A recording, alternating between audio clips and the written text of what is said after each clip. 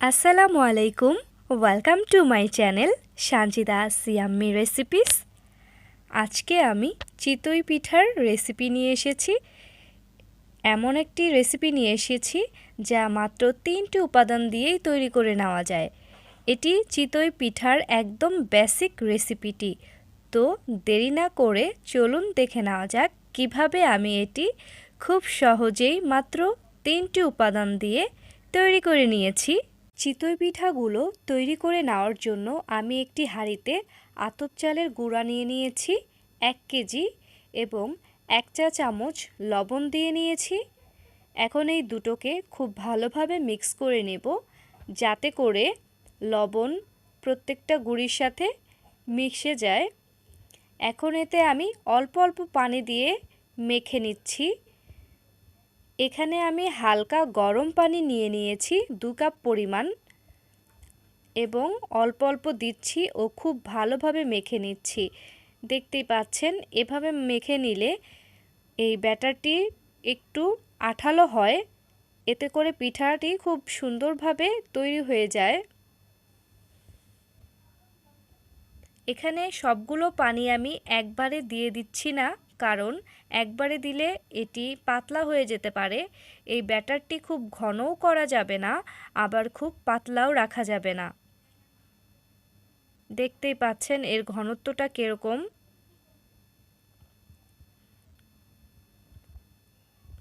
খুব ভালোভাবে মেখে নিলে এটি অনেকটা আঠালো হয়। এটি তৈরি হয়ে গেছে। এখন এটি আধা ঘন্টার জন্য আমি রেস্টে রেখে দিব।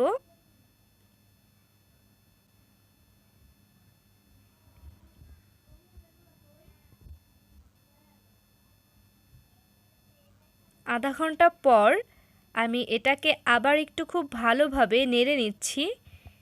এখন এগুলো ভেজে নেব, পিঠা তৈরি করে নেব। এর জন্য চুলায় একটি মাটির হাঁড়ি বসিয়ে নিয়েছি।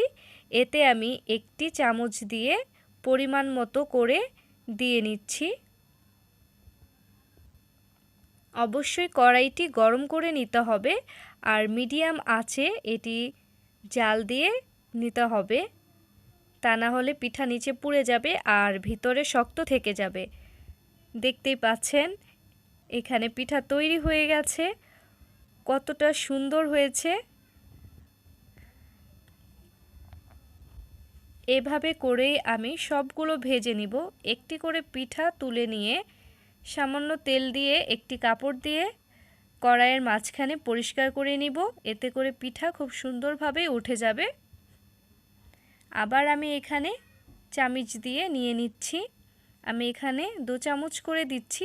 আপনারা আপনাদের পছন্দ অনুযায়ী ছোট বড় কম বেশি করে ব্যাটার নিয়ে নিতে পারেন। দিয়ে দেওয়া শেষ। এখন এটি আবার ঢেকে দিব। মিডিয়াম আঁচে পিঠাটি করে নেব। হয়ে গেছে,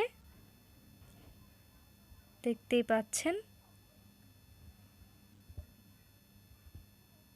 কত সুন্দর হয়েছে। এভাবে সবগুলো তৈরি করে নিয়েছি। দেখিয়ে দিচ্ছি কতটা সফট হয়েছে, একদম পারফেক্ট হয়েছে। তো আমার ভিডিওটি যদি ভালো লাগে তাহলে অবশ্যই একটি লাইক দিবেন, কমেন্ট করবেন, আমার চ্যানেলটি সাবস্ক্রাইব করবেন আর পাশে থাকা বেল আইকনটি প্রেস করে নেবেন। আজ এই পর্যন্তই, আবার দেখা হবে। আসসালামু আলাইকুম।